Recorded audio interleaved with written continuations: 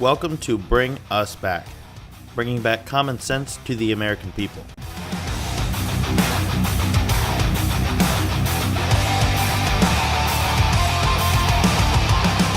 Conservative broadcasting, liberating Americans from liberalism and conserving America with conservatism.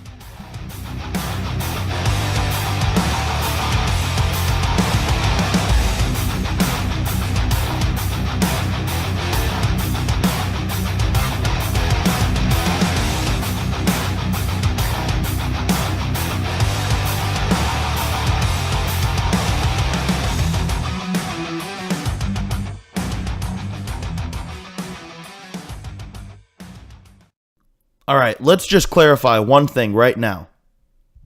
Straight out of the gates. There is no Muslim ban. What did I say? I'll say it again.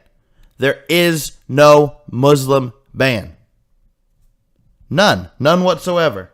It's a complete and total lie. It's fabricated. Now, the countries affected by this travel ban, because it's a travel ban, it's not a Muslim ban. The countries that are affected by this executive order happen to be countries we are fighting terrorists in, that we are fighting war in. Oh yes, we're at war. Maybe not officially. Maybe the media isn't reporting that we're at war. But we are at war. And the countries that we are fighting terrorists in happen to be Libya, Sudan, Yemen, Somalia, Iran, Iraq, and Syria. Those are all countries affected by this travel ban. A 90-day travel ban. Now, there's a lot of countries, majority Muslim countries, that are not affected by this ban. Some of which: Indonesia, 204 million people. Pakistan, 178 million people. India, 172 million people. Bangladesh, 145 million people. Nigeria, 93 million people. These are all countries where people can still openly travel to and from the U.S. There's no stopping them. And these are Muslim majority countries. So there is no Muslim ban. Understand this. In fact, he didn't go far enough. I would have put Saudi Arabia on the list. Oh yeah, Saudi Arabia. Yeah, a lot of people have lied to you. A lot of people have said that they are an ally of ours in the Middle East. I would have put Afghanistan on the list. There's a lot of different things we could have done, other countries we could have added to this 90-day ban. So there is no Muslim ban. And in my opinion, it didn't go far enough. All we are trying to do is get a proper vetting system in place so that when this ban is lifted in 90 days, we can definitively vet the people that are coming in from the areas where we are fighting these terrorist organizations. It's very simple to understand. But the media is perpetuating it and turning it into a different story. A fake story. Fake news. So millennials, you need to start doing your own research. When you hear things like this and you see these protesters, before you see an article on CNN and you, oh my God, this is insane, and you get your Sharpies out and you make your big sign and you put on your vagina hats and you go out into the streets, do something for me. Just try one thing for me, please. Look up different sources. Look up different angles. Look up different views before you get so emotional off of one article or one story and run into the streets and make a complete fool of yourself, defecating in the streets, throwing rocks and sparklers at policemen, and busting into Starbucks, which coincidentally happens to be your hangout that you're tearing down to the ground. Kind of ironic. And the politicians are driving me nuts with this. Chuck Schumer, he got on TV and he started weeping and crying and, oh, I feel so bad for these people in these countries. Well, Chuck Schumer, you supported in 2015 a refugee ban. 100%. I have the articles. I have the date circled. I have the times. You supported it because Obama had brought it forward to your desk. And now, all of a sudden in 2013, you're chuckling and crying and fake tears on a stage in front of the cameras? Give me a break, please. You know, Chuck Schumer, you're the biggest problem in this country when it comes to American politics. You will stand up for foreigners with every breath in your body. But you fail to stand up for American working people and for Americans. You've made that very clear. The left has gone way too far, and I am sick and tired of it. Sick and tired of it. You know, I was on Facebook the other day putzing around, and I came across a picture of a woman in literally a vagina costume marching outside of Washington the day after Trump's inauguration. And someone had wrote their own caption to it, describing what they feel how other countries view the United States, and especially big marches like this, where women dress up in vagina costumes and trash the National Mall with litter and Starbucks cups. I don't know who this is, so I can't give proper credit, but I thought it was phenomenal, so I just think I'm going to read it here so y'all can hear it. So there's a picture here of this woman in the vagina costume, and the caption says, "Can you imagine how the women in other countries must feel, watching us parade ourselves around in the nation's capital, wearing vagina costumes with our nice, clean clothes underneath, drinking our clean bottled water with a stomach full of food, while protesting how horrible our lives are. Meanwhile, they've had their babies ripped from them, while we're screaming for the right to kill ours. They can't even feel parts of their bodies, because it's been mutilated to keep them from feeling sexual pleasure, while we're screaming about our sexual health being threatened. We're walking up and down the street screaming profanities towards men when they would be executed on the spot for simply trying to speak in the presence of a man or make their voices heard. What an embarrassment we have become." I have never heard something more factually accurate in depicting America these days. The left is sick. Liberalism is a mental disorder. Women do not know how good they actually have it in this country. We all have equal rights under the Bill of Rights. Trump's not going to take that away from you. And it would just be terrifying to see the million women that marched in D.C. after the day of the inauguration go to Pakistan or Saudi Arabia or one of these Middle Eastern countries and try to do that in front of a bunch of men. See how that works for you. And the left has gone too far. Starbucks is going to hire 10,000 refugees over the next 5 years. What about 10,000 veterans?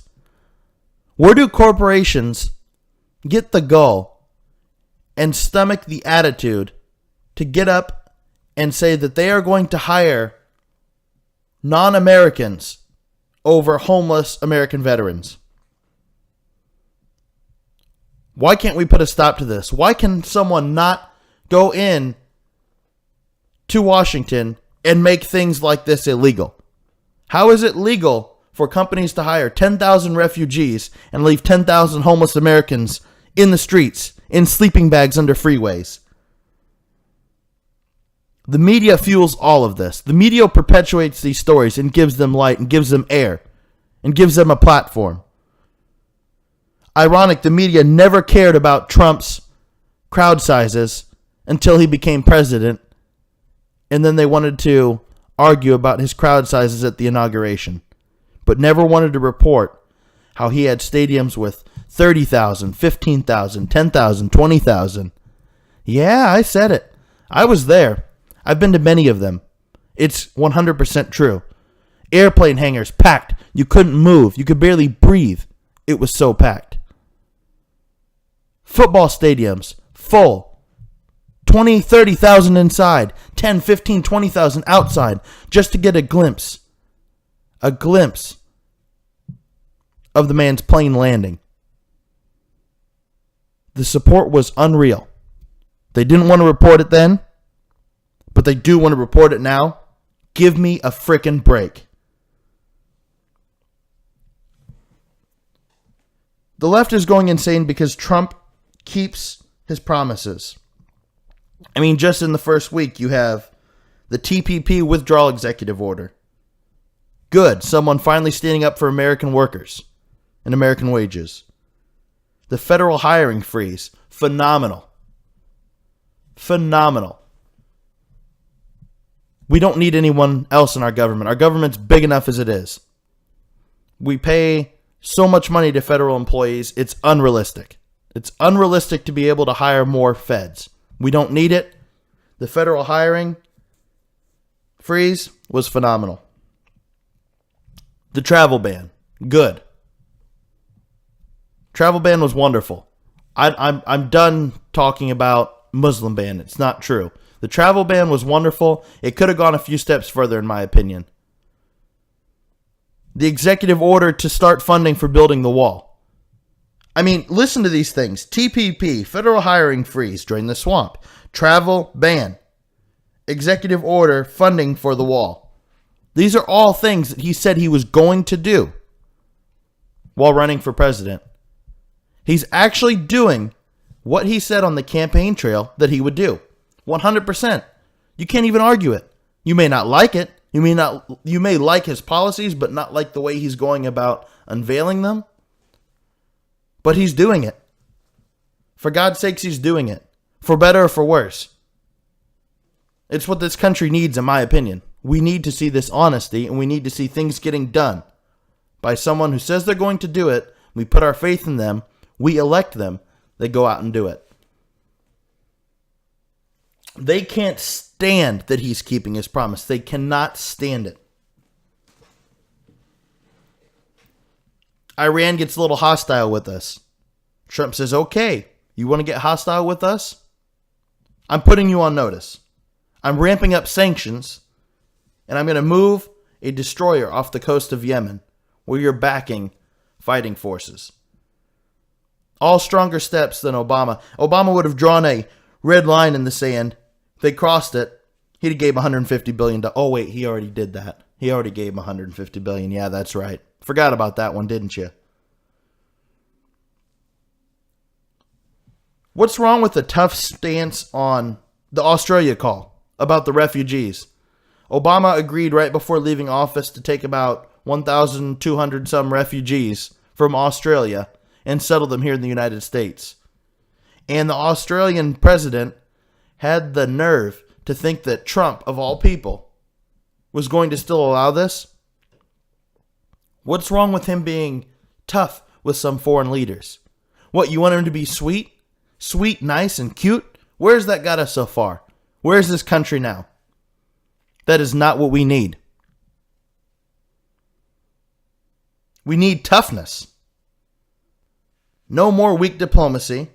No more drawing a line and doing nothing when it gets crossed. So there you have it. Trump says he's going to do something. He does it. You may not like the way he does it, but he does it.